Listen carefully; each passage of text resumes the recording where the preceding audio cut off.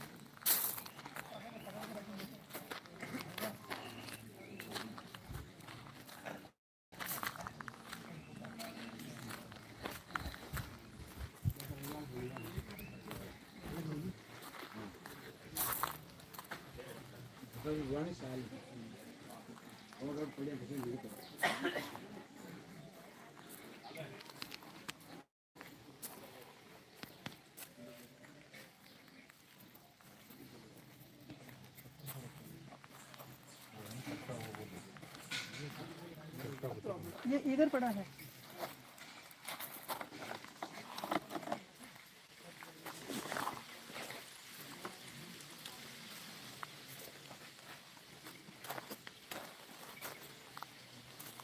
आगे सब चलो, बोलिए परमपिता परमात्मा की, सदगुरु बंदी छोड़ कबीर साहिब की, सभी संतों की, सभी भक्तों की, आज के आनंद की, सकल हंस को बंदगी साहिब। तो पहले मैं अपने बारे में बता दूं, मेरा नाम नितिन दास है और हम कबीर पंथ से जुड़े हुए हैं। कबीर पंथ हमें नाम इसलिए लेना पड़ता है क्योंकि किसी ना किसी का नाम तो लेना ही पड़ेगा कि कौन से गुरु से जुड़े हुए। तो हमारे गुरु कौन है? सदगुरु कबीर साहब। कबीर पंथ का मतलब क्या है? एक ऐसा रास्ता। पंथ का मतलब रास्ता, पंथ पे चलने वाला पंथी। तो कबीर साहब का एक ऐसा रास्ता है जो हिंदू, मुस्लिम, सिख, ईसाई, जैन, बौद्धिस्ट सबके लिए समान है। यानी एक ऐसा रास्ता जो हमें अपने घर की वापसी करवा दे। आपने सुना होगा ना, 10 लोगों ने घर वापसी करी, 50 परिवारों ने घर वापसी करी। वो घर वापसी क्या बता रहे हैं? जैसे कोई मुसलमान हो गया तो वो हिंदू हो जाए दोबारा से, तो घर वापसी कह देते हैं, जबकि ये घर वापसी नहीं है। घर वापसी का मतलब है इस संसार में तुम कहाँ से आए हो, इस संसार में तुम कहाँ से आए हो, जहाँ से आए हो वहाँ वापसी अगर तुम्हारी हो जाए वापस, उसको कहते हैं घर वापसी। ये तुम अपने घर में नहीं हो। ये जो संसार है ये हमारे परमात्मा का संसार नहीं है। ये किसका संसार है? ये साक्षात मृत्यु लोक है। ये काल भगवान का संसार है और हर इंसान को, हर जीव को फांसी की सजा लगी हुई है। ये एक जेल है। आप कहाँ जा सकते हो इस जेल को छोड़ के? जाके दिखाओ, यहीं घूमोगे धरती पे। ये एक ऐसी जेल है कि इसमें सबको फांसी लगी हुई है। एक भी ऐसा आदमी नहीं है जिसको फांसी नहीं होगी। फांसी मतलब मौत। हाथ खड़ा करो जिसको मौत नहीं आएगी। सब करने लग गया। सबको मौत आएगी, सबको। अटल है, बिल्कुल ये अटल है, मौत अटल है। इसी को समझना है। ये मौत अटल है, मृत्यु दंड अटल है, सबने मरना है। बच्चा पैदा ना भी हो उससे पहले मर जाएगा। माँ के गर्भ में मर जाते हैं, कहीं मर जाते कि नहीं मर जाते? सब मरेंगे। यहाँ पापी भी मरेंगे, यहाँ भगत भी मरेंगे। आए हैं तो जाएंगे राजा रंक फकीर, एक सिंहासन चढ़ चले एक बंधे जंजीर। अब मरना तो सबने है, लेकिन मरने के 2 तरीके हैं। एक सिंहासन चढ़ चले, एक के लिए तो सिंहासन आएगा कि भैया बैठो आराम से, अब तुम्हें वापस ले जाते हैं तुम्हारे घर, अब तुम्हें यहाँ आने की जरूरत नहीं है, आ लिए, जी लिए, मर लिए, जो करना था। और दूसरा, एक सिंहासन चढ़ चले एक बंधे जंजीर। अब उसको यमदूत आएंगे और जंजीर से बांध के लेके मारेंगे, कूटेंगे, फिर नरकों पे डालेंगे, फिर किसी माँ के गर्भ में डाल देंगे। इस दुनिया में आने का रास्ता क्या है? कहाँ से आते हैं दुनिया में लोग? क्या रास्ता है? माँ के गर्भ से। जैसे इस नर्सरी में आने का रास्ता ये है ना, मेन गेट, इधर से ही आना है सबने। इसी प्रकार इस दुनिया में आने का एक ही रास्ता है, माँ का गर्भ, और कोई रास्ता नहीं है।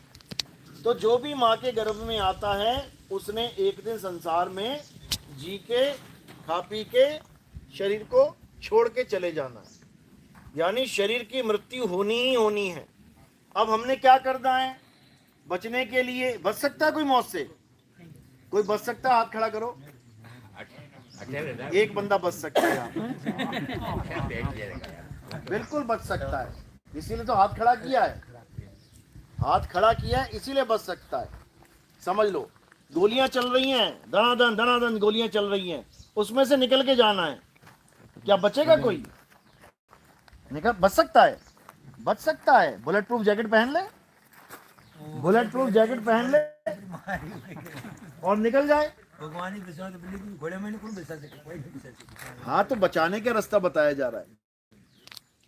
तो बचने का केवल एक ही रास्ता है, मरने से बचने का एक ही रास्ता है। क्या रास्ता है? तुम ये जान लो कि तुम कौन हो। जब तुम ये जान लोगे कि मैं कौन हूं, उसके बाद तुम्हारी कभी मौत ही नहीं होगी। अभी क्या हुआ है? अभी हम ये जान बैठे हैं कि मैं एक आदमी हूं, लड़कियां हैं, औरतें हैं, ये जान बैठी हैं कि मैं एक औरत हूं। जब तक आप ये मान के जान के बैठे हो कि मैं एक आदमी हूं, मैं एक औरत हूं, तो आपकी मृत्यु होनी होनी है, क्योंकि हर आदमी मरेगा, हर औरत मरेगी। अब बचने का क्या रास्ता है? तुम ये जान लो कि तुम एक आत्मा हो।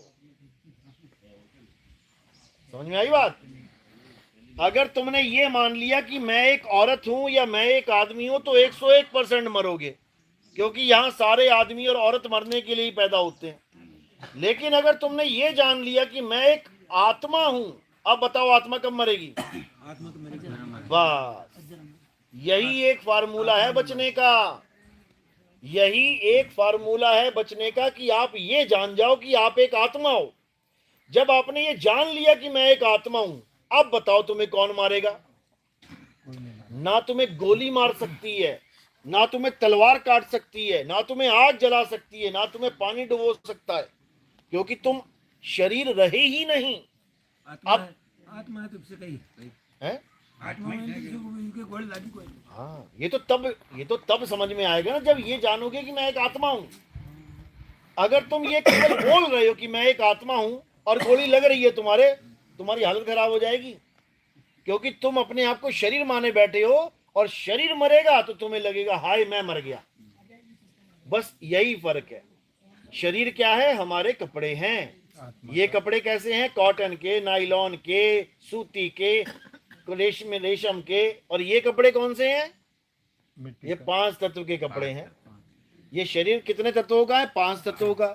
अब ये कपड़े, यानी ये कपड़े अगर फट जाएं, जल जाएं, गल जाएं, तो मुझे कोई फर्क पड़ रहा है क्या? कोई फर्क नहीं है, नया ओढ़ लेंगे। अब ये कपड़े जो हैं, ये मिट्टी वाला कपड़ा, अगर ये छूट जाए तो मुझे ये लगता है कि मैं मर गया।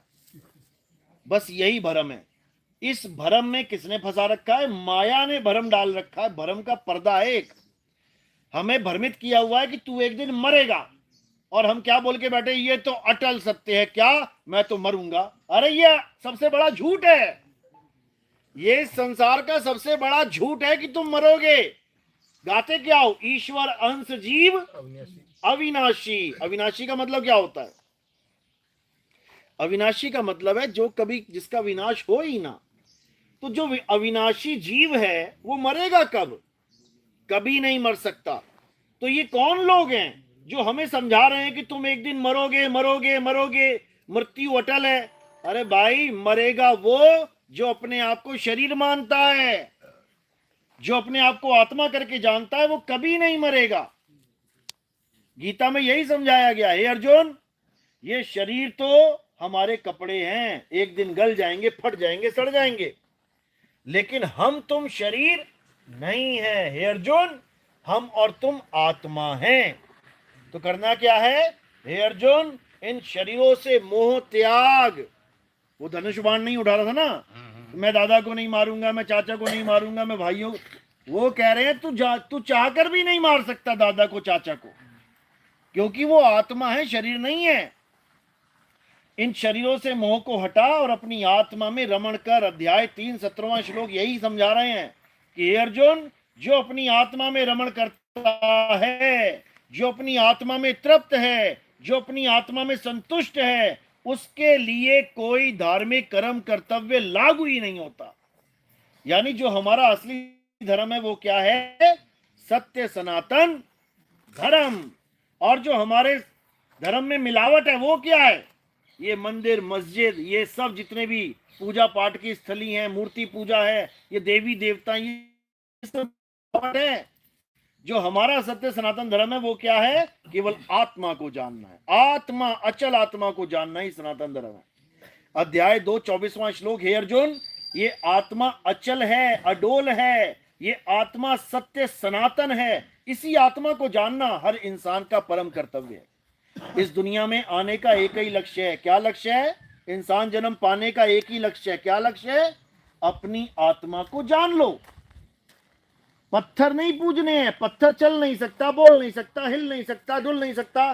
तुम हिल भी सकते हो, डुल भी सकते हो, बोल भी सकते हो, चल भी सकते हो। तुम्हारी कीमत ज्यादा है कि पत्थर की? वाह, इस आत्मा की कीमत है। ये आत्मा अनमोल है, इसका कोई मोल नहीं है। पत्थर टूट गए ना, नया भगवान आ जाएगा और तुम्हारी गर्दन कट गई, कहां से लेके आएंगे तुम्हें? समझो।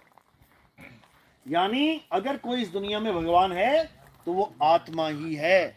हे अर्जुन, आत्मा अखंड है, अचल है, अडोल है। आत्मा ही परम सत्य है। जो आत्मा को जान लेते हैं वो जन्म मरण के रोग से निकल जाते हैं, खत्म हो जाता है खेल उनका। तो बार बार नहीं आएंगे माँ के गर्भ में उल्टा लटक के। फिर पता नहीं कैसी माँ मिल गई, काली पीली गोरी, कैसी मिल जाएगी क्या पता। जैसी मिल गई उसी को माँ माँ माँ करते फिरोगे।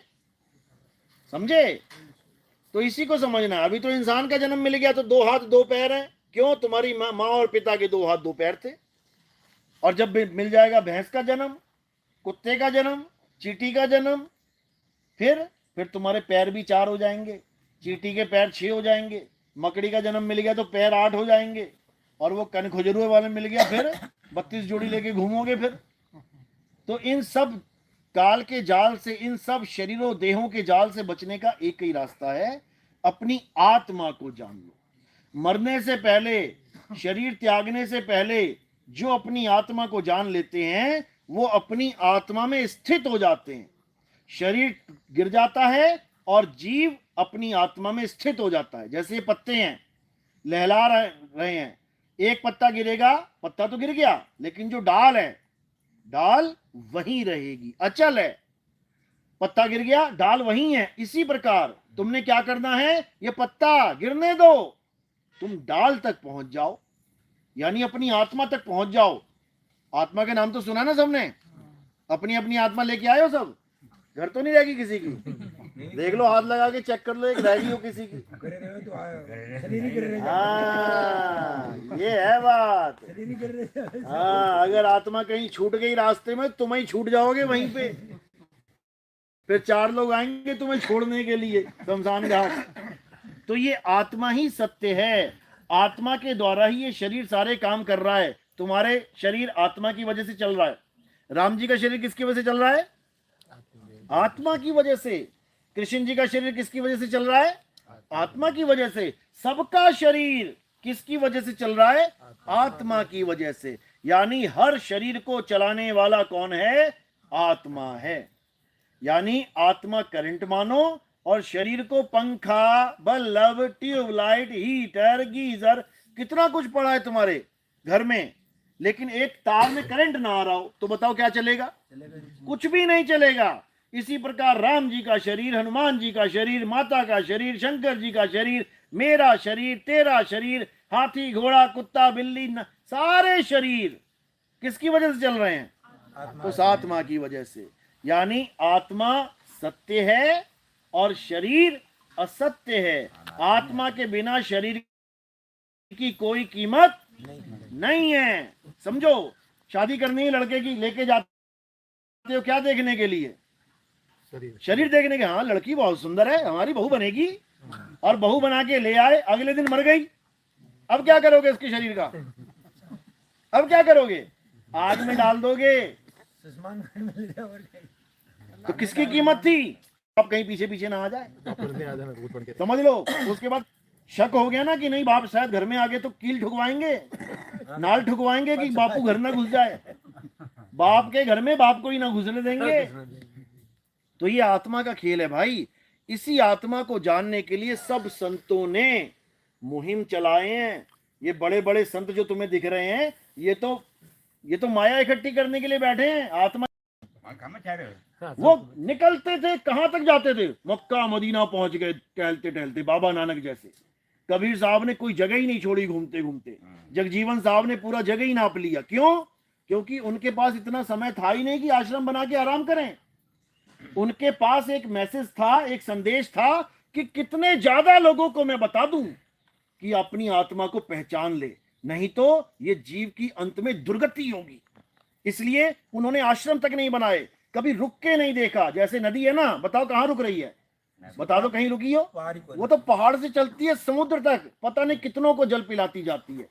ऐसे ही संत महात्मा चलते जाते हैं कि पता नहीं कौन सा मालिक का जीव परमात्मा को खोजने के लिए बैठा है, उसको मैं ये संदेशा पहुंचा दूं ताकि उसका अंत समय दुर्गति में ना जाए। क्योंकि जब अंत समय आएगा ना, ये बाप भाई, ये बॉडीगार्ड, मेरे 20 बॉडीगार्ड है, एक ना बचा पाएगा। यमदूत वहीं ले जाएंगे खींच के। और कहां से लेके जाएंगे? किस घर में रहते हो तुम? इस काया रूपी घर में रहते हो। इस घर के 10 दरवाजे हैं, 9 खुले हैं, एक बंद है।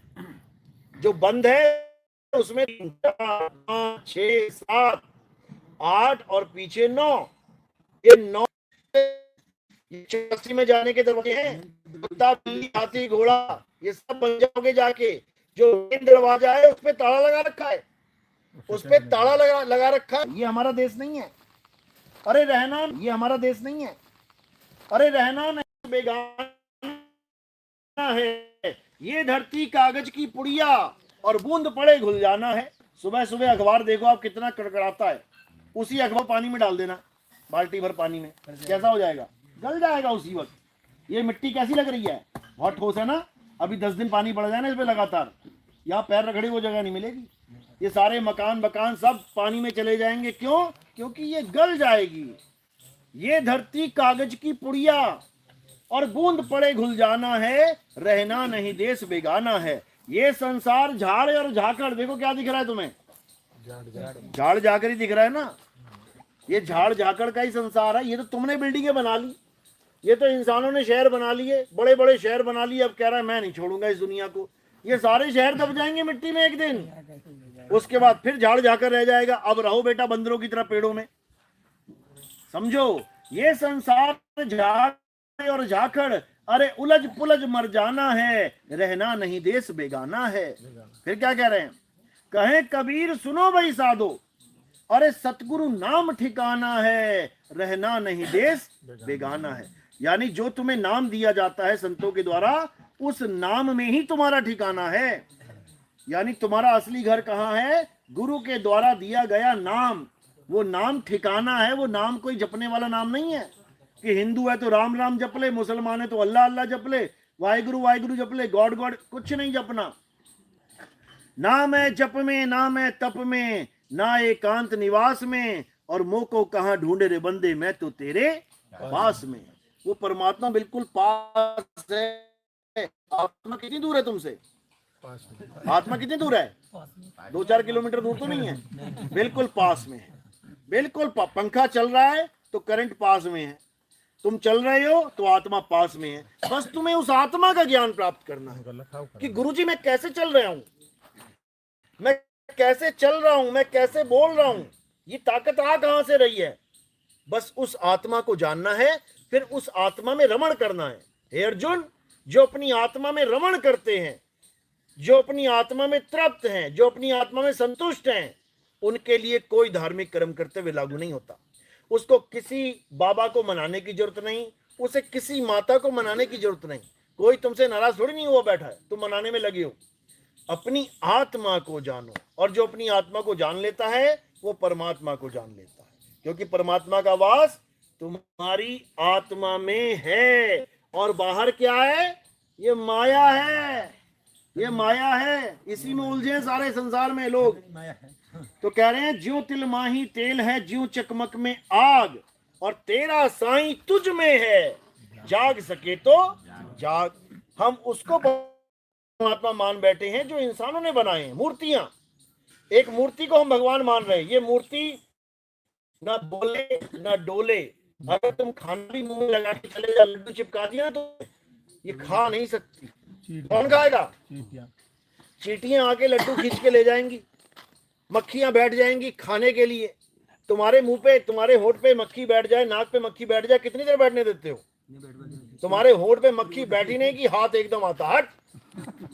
सोचो, तुम्हारे तो 2 हाथ हैं, जिनके 6-6 8-8 हाथ हैं, उनके मुंह पे 10 मक्खियां बैठ जाए, वो हाथ एक भी ना हिला पा रहा है। बताओ, हमने इसको भगवान मान लिया है। हाँ, ये सांकेतिक ज्ञान है, ये सांकेतिक ज्ञान ठीक है कि राम जी ऐसे थे, कृष्ण जी ऐसे थे, दुर्गा माता ऐसी थी, शंकर जी ऐसे थे।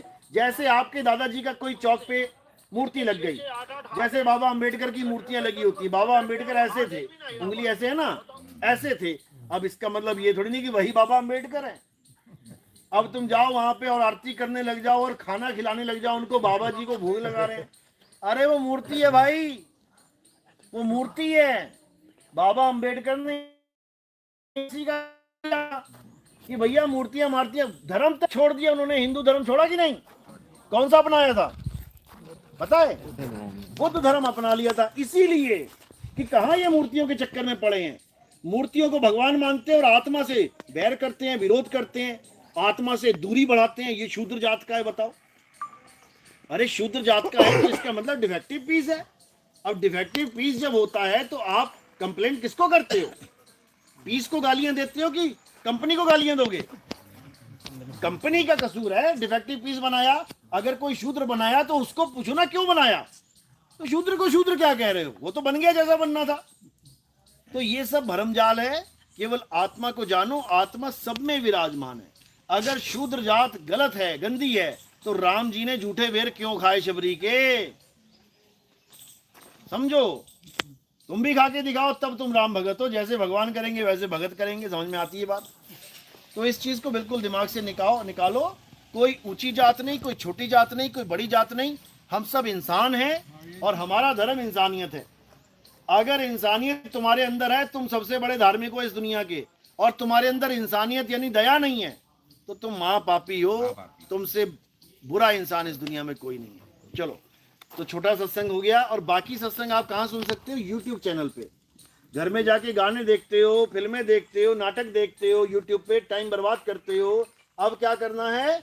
अब अपना समय सत्संग में लगाना है। हमारा सत्संग सर्च करोगे, नितिन दास के सत्संग आ जाएंगे तुम्हें लाइन से, या फिर कहत कबीर सुनो, वो पर्चा है ना, उस पे लिखा हुआ है सब। उसको पढ़ के स्कैन कर लेना। कैमरा चैनल सब्सक्राइब करो। इस दुनिया में अगर सबको कोई एक कर सकता है तो वो केवल एक ही ज्ञान है, उसको आत्मज्ञान कहते हैं। आत्मज्ञान में बड़ा छोटा, ऊंचा नीचा, धर्म अधर्म, ये सब कुछ खत्म हो जाता है। ये मुसलमान है, ये हिंदू है, कुछ नहीं है। ये सब कुछ भी नहीं है। ये सब हम लोग ने बना दिए हैं। उत्पत्ति हमारी आत्मा की है, आत्मा से ही उत्पत्ति है सबकी।